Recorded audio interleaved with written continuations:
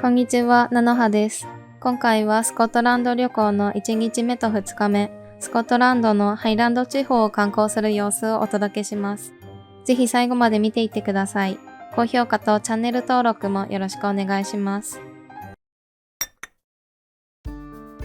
今回の旅行はスコットランドを4日間で巡るプランにしました。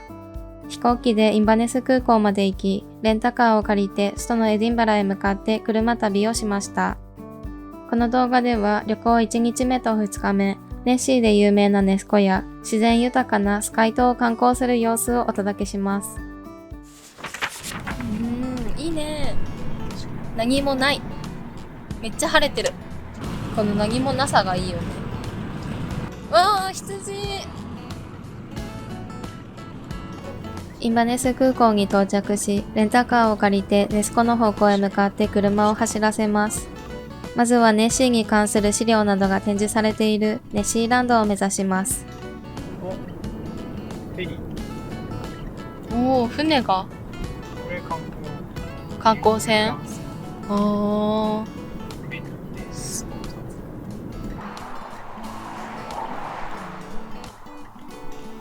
これがネス湖か。ネッシーいるかな？見える？ネッシーランドにやってきました。早速ネッシーを見たいところではありますが、先にランチタイムにします。ネッシーランドから歩いて2、3分のところにカフェがありました。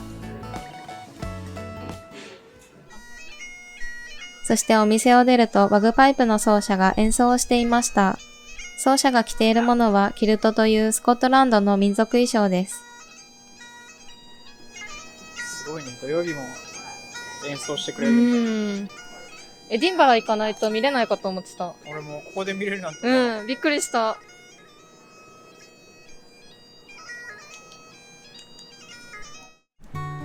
ネッシーランドに戻ってきました。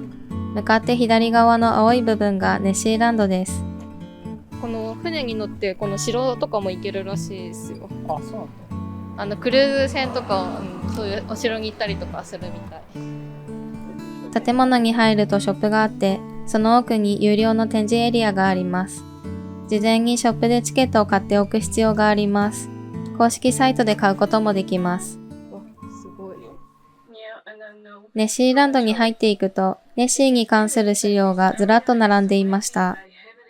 ネッシーについてはご存知の方も多いかもしれませんが、ネス湖で多くの目撃情報が報告されている UMA 未確認生物の一種です。ネッシーの目撃情報は1933年頃から急増し、その後50年以上にわたり大規模な調査が行われました。しかし、骨などの決定的な証拠は発見されず、実在する動物の見間違いや自然現象によるものだと考えられています。施設内にはスクリーニングルームという部屋があって、そこではネッシーの目撃証言や調査隊の活動についての取材映像などが上映されていました。波が多分その波がこういう影になるから、それがネッシーっぽく見えたんじゃないかな。そうなんだ。これ影ってこと？全然わかんない。説ね。だからそのネッシーを信じてない学者に説。ネッシーランドから車で30分くらいのところにあるフォートオーガスタスという村にやってきました。ネス湖の端にある村でお土産屋さんやカフェがあったり、遊覧船の出発地点にもなっているみたいです。せっかくなのでお散歩してみたいと思います。すごい、教会だ。大きいね。すごい。やっぱ今日晴れてるからさ、すごいくっきり見えるよ。ハリー・ポッターのロケ地みたいな。本当にめっちゃいい天気今日。すごい。すごい。すごい。ネス湖こんな広いんだ。すげえ。そこがなんかポイントっていう場所。そう。あそこ行くとあそこからネッシー見えるの。写真スポット。単純に。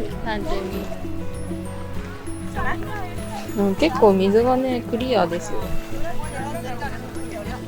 綺麗、水が。そこまでよく見える。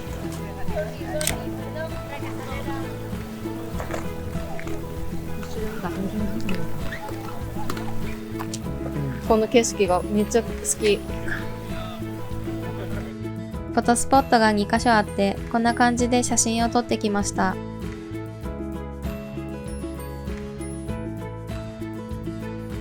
これはなんだろう、回転橋っていうのかな、跳ね橋なのか。回転。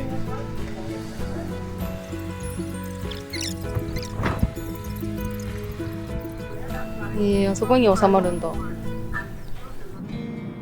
スカイ島へ向かって約2時間のドライブです。スカイ島のポートリーという村に2泊します。2時間のドライブというと、ちょっと長くて退屈な感じがしますが、景色が本当に素晴らしくてあっという間に感じました。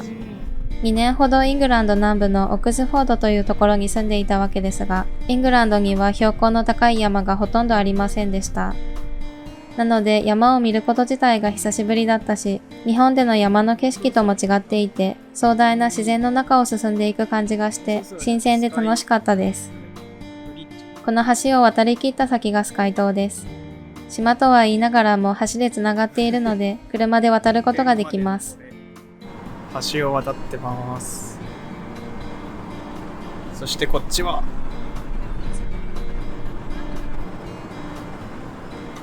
アイル・オブ・スカイタイズ。ポートリーの中心地にやってきました。ポートリーの港を一望できる場所に向かっています。このうちが見たかった。あっちの方、下の方はちょっとお土産屋さんっぽくなってるのかな、レストランとか。あ、フィッシュ&チップスって書いてあるね、一番右は。人がいっぱいいる。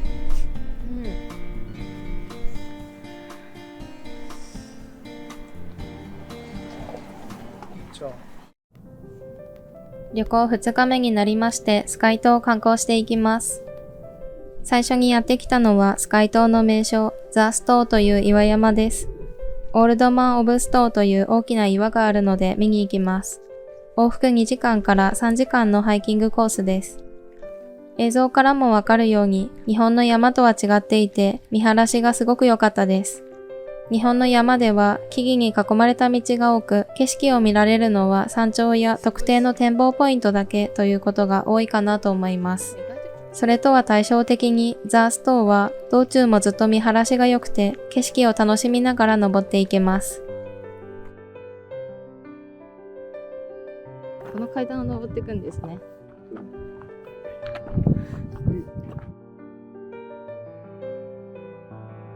これがその有名な岩ってこと？って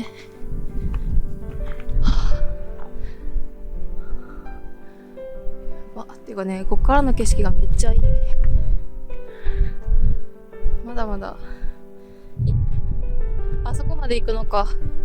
あそこがゴールかな。じゃあ、いや、もうこれぞ絶景って感じ。うわー、すごい。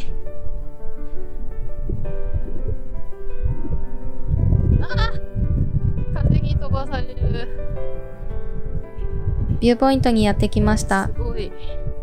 奥に見えているのがオールドマン・オブ・ストーという岩です。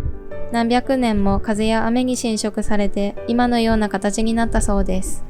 ここを歩いて登ってきたわけですよ。今何時だ？じゃあ1時間くらい、1時間10分20分くらいか。帰りましょう。ちょっと本当に最後風が強すぎて動けなかった。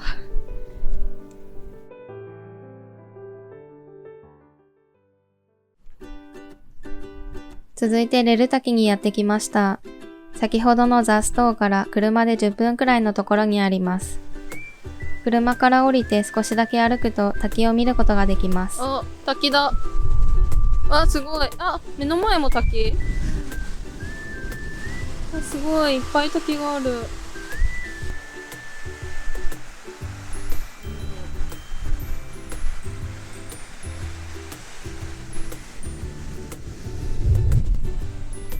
あっちは羊がいっぱいいる。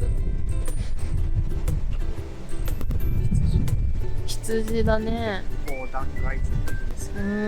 落ちないのかな。ちょうど羊がいたところの近くにも展望スペースがありました。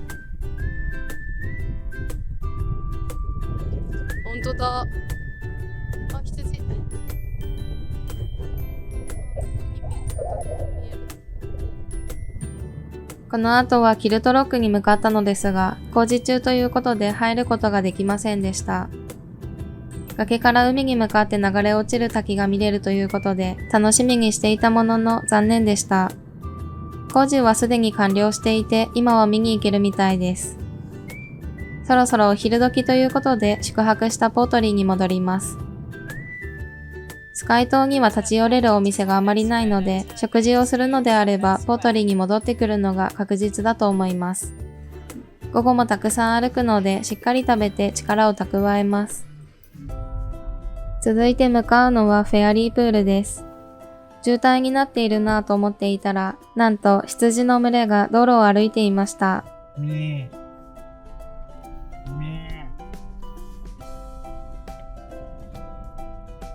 フェアリープールに到着しました。片道1時間ほどかけて上の方へと歩いていきます。朝にいたザ・ストーと比べると傾斜が緩やかになっていて比較的歩きやすかったです。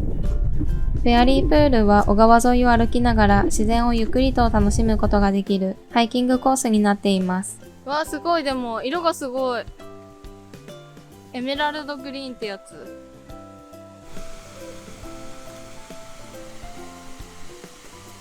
フェアリープールというと、こちらの滝壺の写真がよく知られているのですが、自分の目で見てみたいなと思ったので、探しながら歩いていきます。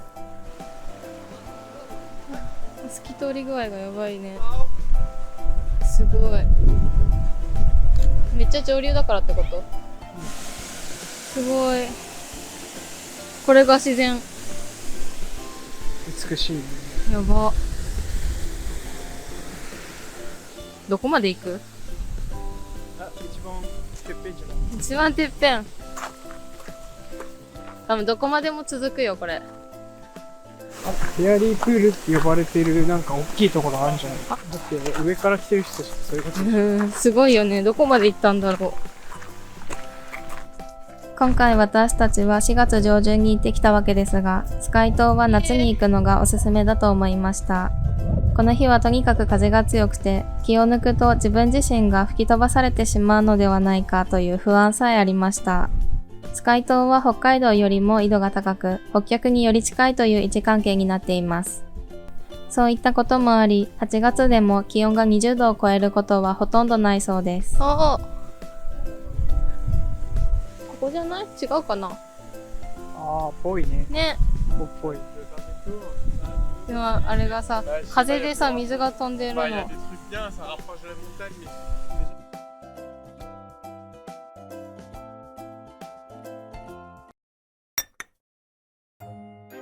この動画は以上となります。最後までご視聴いただきありがとうございます。次回の動画では、旅行3日目と4日目、グレンフィナン高架橋とエディンバラ観光の様子をお届けします。高評価とチャンネル登録もよろしくお願いします。ではまた次の動画でお会いしましょう。なのはでした。